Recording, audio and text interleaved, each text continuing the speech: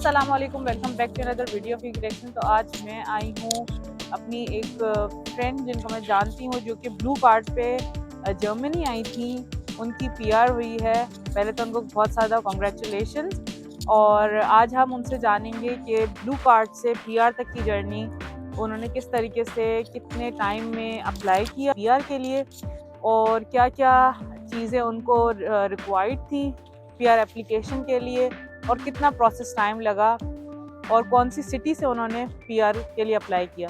तो आइए उनसे ये सारी चीज़ें जानते हैं। और अगर आप मेरे चैनल पे नए हैं तो मेरे चैनल को सब्सक्राइब करें, और अगर आपको ये वीडियो पसंद आए तो इसको लाइक करें। और अगर कोई भी आपका सवाल है तो आप मुझे जो है वो कमेंट सेक्शन में पिन कर सकते हैं, या फिर आप मुझे जो है वो इंस्टा पे भी कांटेक्ट कर सकते हैं। तो आए मिलते हैं सना से। चलें आए हम सना से बात करते हैं और पूछते हैं कि उनकी ब्लू कार्ड की जर्नी किस तरीके से रही, और फिर वो पीआर पे किस तरीके से स्विच हुई। क्या उन्होंने इस टाइम में उनको क्या हर्डल्स आई, किस तरीके से उन्होंने इस पूरे टेन्योर को जो है वो एंजॉय किया, और किस तरीके से उन्होंने अगर कोई जॉब स्विच की या पीआर के वक्त वो किसी प्रोबेशन पीरियड पे थी। तो आए उनसे जानते हैं उनकी जर्नी टुवर्ड्स पीआर। अस्सलाम वालेकुम। वालेकुम सलाम। कैसी हैं आप सना? अल्हम्दुलिल्लाह बिल्कुल ठीक, आप बताएं। मैं अल्हम्दुलिल्लाह बिल्कुल ठीक हूँ। कॉन्ग्रेचुलेशंस फर्स्ट ऑफ ऑल कि आपको पीआर जो है आप मुझे जो है वो गाइड करें। मेरे बहुत सारे जो हैं वो व्यूअर्स हैं जो कि ब्लू कार्ड पे आना चाहते हैं, लेकिन उनको बात नहीं पता कि ब्लू कार्ड के बाद हमारे पास कितना अरसा लगता है पीआर के लिए, और ब्लू कार्ड कितना जो है वो इट्स सेल्फ वैल्यूएबल एसेट हमारे लिए है, कि अगर हम ब्लू कार्ड पे आते हैं तो हमें कुछ मंथ्स के बाद पीआर मिल जाती है। बहुत अच्छी जर्नी के बाद हमें जो है वो फाइनली पीआर मिल जाती है, और हम जो है वो परमानेंट रेजिडेंट हो जाते हैं इन जर्मनी, और हम ईयू की बहुत सारी कंट्रीज़ में काम कर सकते हैं। तो आप थोड़ा सा मुझे बताइएगा और मोटिवेट कीजिएगा मेरे व्यूअर्स को कि किस तरीके से वो भी आ सकते हैं ब्लू कार्ड पे, और फिर वो भी पीआर के लिए अप्लाई कर सकते हैं। तो आप थोड़ा सा बताइएगा उसके हवाले से। Thank you so much Arooj for having me. So अगर मैं अपनी बात करूं ब्लू कार्ड की जर्नी की, तो मैं जर्मनी मूव हुई थी along with the job on blue card in January 2022। और सिंस देन मैंने जो है 3 साल अराउंड जो है वो ब्लू कार्ड पे मैंने जॉब की है। सबसे पहले मैं कलोन मूव हुई थी ब्लू कार्ड पर। मेरी फर्स्ट जॉब जो थी वो कलोन में थी। And then after few months things did not work out as I expected. But by that time, जब तक मैंने अपनी जॉब चेंज की, स्विच किया, तब तक मुझे ब्लू कार्ड ऑलरेडी रिसीव हो चुका था। तो मेरी जो सेकंड जॉब थी वो यहाँ म्यूनिख में थी, और मैं फिर कलोन से म्यूनिख मूव हुई। और म्यूनिख मूव होना वो थोड़ा सा चैलेंजिंग था, बिकॉज़ यहाँ पे जब हम एक अपार्टमेंट से दूसरे अपार्टमेंट शिफ्ट होते हैं, तो वही जो शिफ्टिंग में और मूवमेंट में काफ़ी चैलेंजेस हमें फेस करने पड़ते हैं। तो एक स्टेट से दूसरी स्टेट में मूव होना was already a big challenge for me, but somehow अल्हम्दुलिल्लाह I somehow figure it out and I manage to move along with new job, जो कि फिर मैं ब्लू कार्ड पे थी। मैंने उस पर अपनी फ़र्स्ट जॉब पे, कह सकते हो जो म्यूनिख में थी मेरी फ़र्स्ट जॉब, वो उस पर मैंने 2 इयर्स मैंने काम किया।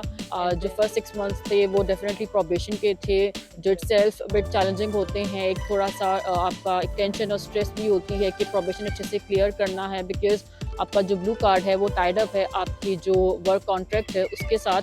सो ये बहुत सुपर इम्पॉर्टेंट है to have some job which fulfills all your blue card requirements. So alhamdulillah I was able to clear my probation with my first company in Munich. फिर मैंने वहाँ पे दो साल जॉब की, and then I move and switch to a new job which was with one of the automotive company which is basically a child company of BMW. तो मैंने अपनी लर्निंग के लिए, ऑटोमोटिव एक्सपीरियंस के लिए मैंने दूसरी जॉब मैंने स्विच किया। हाउएवर मैं तब तक जब मैं ब्लू कार्ड पर ही थी, मैंने पीआर के लिए अप्लाई नहीं किया हुआ था। एंड देन बिकॉज मेरे पास लैंग्वेज सर्टिफिकेट नहीं था, दैट इज़ A1 भी नहीं था, तो मेरा जो ड्यूरेशन था वो ऑलमोस्ट कंप्लीट होने वाला था, जो कि 27 मंथ्स का है। तो बिकॉज अगर आप ब्लू कार्ड पे मूव होते हो जर्मनी, और फिर आप जो है 21 मंथ्स के साथ, अगर आपके पास B1 है तो आप अप्लाई कर सकते हो पीआर के लिए, और फिर अगर आपके पास A1 सर्टिफिकेट है तो आप 27 मंथ्स के साथ अप्लाई कर सकते हो। अच्छा, आप मुझे बताइएगा, आपने बताया कि आपने सबसे पहली जॉब क्लोन में की थी ब्लू कार्ड के ऊपर, तो उसके फ़ौरन बाद जैसे ही आपको कार्ड रिसीव हुआ और आपने उस वक्त तक जॉब स्विच कर चुकी थी, यानी आपने उस कंपनी में कितना टेन्योर पूरा किया था? प्रोबेशन क्लियर हो गया था आपका? हाँ, मेरा प्रोबेशन ऑलमोस्ट क्लियर होने वाला था, लेकिन अभी क्लियर कंप्लीट अभी एग्जैक्टली हुआ नहीं था। तो I actually resign from that very first company in clone in almost in 5th month of my probation, because Germany में ये है कि अगर आपका प्रोबेशन क्लियर हो जाता है, ठीक है ना, फिर आपके पास 3 मंथ्स नोटिस पीरियड होते हैं जो आपने सर्व करने होते हैं, ठीक है ना।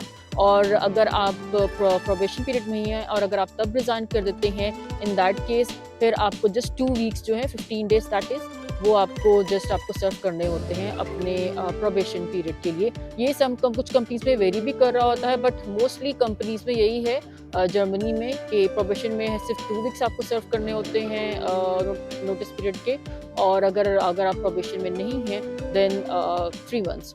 तो मुझे एक और अच्छी अपॉर्चुनिटी मिल गई थी, बिकॉज एक लीडिंग अपॉर्चुनिटी, जो अपॉर्चुनिटी मेरे लिए एक क्वालिटी एश्योरेंस लीड की अपॉर्चुनिटी थी जो मैंने अवेल की। तो उस वजह से, और वो जो कंपनी थी फर्स्ट कंपनी इन म्यूनिक, वैसे भी वो AI टेक्नोलॉजी पे काम कर रही थी, which was again something new for me to learn, to explore and to grow, so which was really an insightful and learning opportunity. अच्छा, मुझे आप थोड़ा सा बताइए कि ये एक मिथ भी है और बहुत सारे लोग इसके ऊपर डिबेट करते हैं कि अगर हम ब्लू कार्ड पे कंपनी स्विच करते हैं तो हमारे टर्मिनेट कर दे, तो वो एक हेक्टिक सिचुएशन होती है। तो अगर आप मुझे थोड़ा सा उसके ऊपर बताएं कि आपको डर नहीं लगा कि आप प्रोबेशन पीरियड पे थी और आपने जो है वो दोबारा ही एक लॉन्ग प्रोबेशन पीरियड आपने काटा है, लाइक आपने पहले एक कंपनी में और फिर दूसरी कंपनी में, तो आपको उसकी जर्नी कैसी लगी? वो कैसा आपके लिए था? वो एक स्ट्रेसफुल माहौल था या आपने बोला कि चलो जो चल रहा है वैसे ही चलते हैं, डजंट मैटर क्या होगा क्या? अच्छा, जो ये है 2022 की बात, and at that time actually जो जॉब मार्केट थी वो बहुत ज़्यादा स्टेबल थी। Even let me tell you, जब मैं कलोन में थी और मैं जॉब स्विच करने का देख रही थी and I was giving interviews, तो मेरे डिफरेंट कंपनीज़ में डिफरेंट सिटीज़ में इंटरव्यूज़ चल रहे थे, कलोन में, बर्लिन में, म्यूनिक में, हैम्बर्ग में। तो मेरे पास तब भी 2 जॉब ऑफर्स थी, एक म्यूनिक से थी और एक बर्लिन से थी, but I chose the Munich one because वो ज़्यादा सीनियर पोजीशन थी, प्लस ज़्यादा लर्निंग उसमें एक्सपोजर था, एंड ओवरऑल ज़्यादा स्टेबिलिटी मुझे नज़र आई।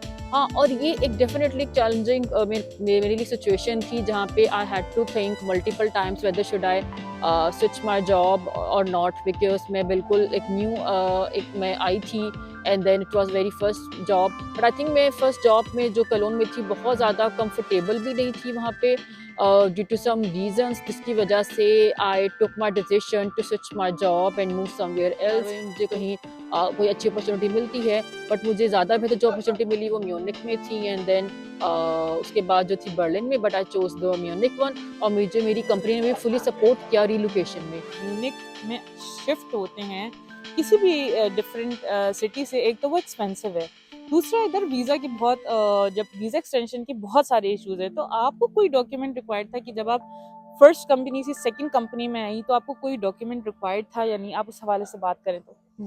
अच्छा, मेरे साथ लकीली ये हुआ कि मेरा जो ब्लू कार्ड था वो कलोन में ही इश्यू हो गया था, जो मेरी फर्स्ट कंपनी थी कलोन में। और कलोन में लकीली उस वक्त जो था processing time, blue card processing time बहुत ही क्विक था। तो आई रिमेम्बर वेरी क्लियरली कि मेरा विद इन 2 मंथ्स मुझे मेरा ब्लू कार्ड रिसीव हो गया था। ये टोटल प्रोसेसिंग टाइम था उस वक्त कलोन में। और फिर और जैसे कि उन्होंने बताया कि मैंने 5 मंथ्स जो है उस कंपनी के साथ काम किया था, बट 5th मंथ के एंड में मैंने वहाँ पे रिजाइन दे दिया। तो by that time I already receive my blue card. और या अगर आपके पास ब्लू कार्ड है, definitely you can work with any company, not just in Germany, in whole EU, अगर आपका वो EU स्पेसिफिक ब्लू कार्ड है। तो मेरे साथ भी ऐसा ही हुआ कि मुझे ब्लू कार्ड रिसीव हो गया, तो मुझे जो रेजिडेंस परमिट का मुझे कोई इशू नहीं आया। और हाँ, फॉरेन ऑफिस दैट इज ऑसलैंडर बेहोडे, हमें जो है बीइंग ऑन ब्लू कार्ड हमें उन्हें अपडेट करना पड़ता है जब भी हम लोग जॉब स्विच करें अपना, क्योंकि उसकी वो एक अपडेट बहुत मैंडेटरी है उनके एंड पे कि उन्हें अपडेट किया जाए, क्योंकि उसकी बेस पे ही वो एक न्यू एडिशनल शीट, जिससे कि हम लोग जो 7 प्लाट्स बोलते हैं, वो हमें पे एक न्यू इशू होती है ऑसलैंडर की तरफ से, जो कि फिर मैंने जब मैं म्यूनिक मूव हुई तो उसके बाद फिर मैंने ये रिक्वेस्ट जो है उनको सबमिट की म्यूनिक ऑसलैंडर बेहोडे में, और उन्होंने मुझे फिर ये इशू कर दिया था न्यू जो 7 प्लाट। ठीक है, तो मतलब आपकी एक ब्लू कार्ड की जर्नी जो है वो स्मूथ थी। आपने बताया कि आपने एक कंपनी स्विच की, फिर दूसरी कंपनी स्विच की, तो जब आप स्विचिंग कर रही थी तो आप अपनी ग्रोथ देख रही, दो तरीके से होती है, एक सैलरी ग्रोथ होती है और एक आपकी जो आपकी लीडिंग पोजीशंस होती हैं या मैनेजमेंट साइड पे जाती है। तो आपने Okay, so to be very honest, Germany में अगर आप जॉब स्विच करते हो तो डेफिनेटली आप जो हाई रेज एक्सपेक्ट कर सकते हो और आपको तभी आपको हाई रेज आपको मिलता है। लेकिन अगर आप सेम कंपनी में होते हो, अगर आपका 2-3 साल भी गुजर जाए तो बहुत बहुत रेयर चांसेस है, एक्सेप्शन ही होती है कि आपको एक अच्छा जंप मिले, एक अच्छा इंक्रीमेंट हो। और मेरी जो जॉब स्विचिंग की रीजन थी वो जो पहली वाली थी वो रीजन जस्ट सैलरी की वजह से नहीं थी, क्योंकि मेरी तो खैर बहुत फर्स्ट जॉब थी तो I was fine with my salary. But I think मेरे कुछ प्रोफेशनल और वर्किंग इन्वायरमेंट की वजह से और कुछ और वर्किंग और प्रोफेशनल कॉन्फ्लिक्ट्स की वजह से एंड देन यहाँ पे मैंने 2 साल जॉब की which was good time.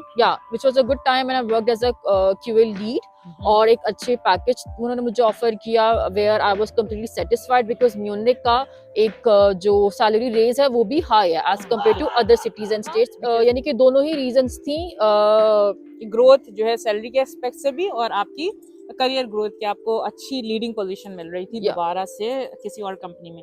अच्छा, थैंक यू सो मच इसके ऊपर डिस्कशन करने के लिए। बहुत सारे लोग जो है रिलक्टेंट भी होते हैं इन सारी चीज़ों को डिस्क्राइब करने में।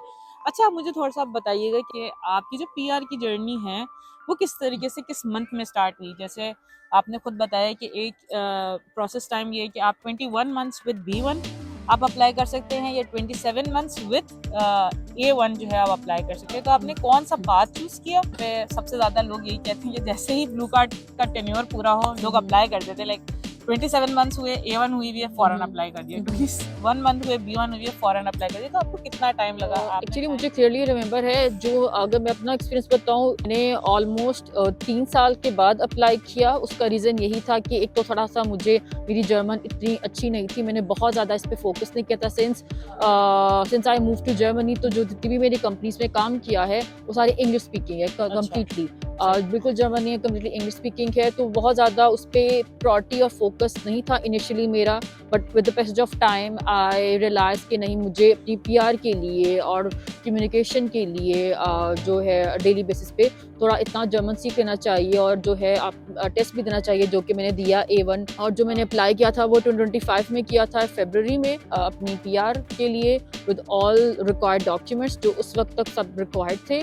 Just to mention one more thing के तब तक जो लेबर इन डॉचलैंड वो रिक्वायर्ड नहीं था, वो आई थिंक कुछ मंथ्स के बाद 3 to 4 मंथ्स के बाद जिन्होंने as a mandatory document required किया अपने पोर्टल पे। हाँ, अपने पोर्टल पे। फिर मुझे अनदर एक चैलेंज फेस करना पड़ा ये लेबर इन डॉचलैंड की वजह से ही, जिसमें मैंने अप्लाई किया and then they responded back after 4 months. जिसमें उन्होंने मेंशन किया कि आपके बाकी डॉक्यूमेंट्स तो कंप्लीट हैं एक्सेप्ट लेबर इन डॉचलैंड, सो आप जो हैं ये इसको सबमिट करवाएं।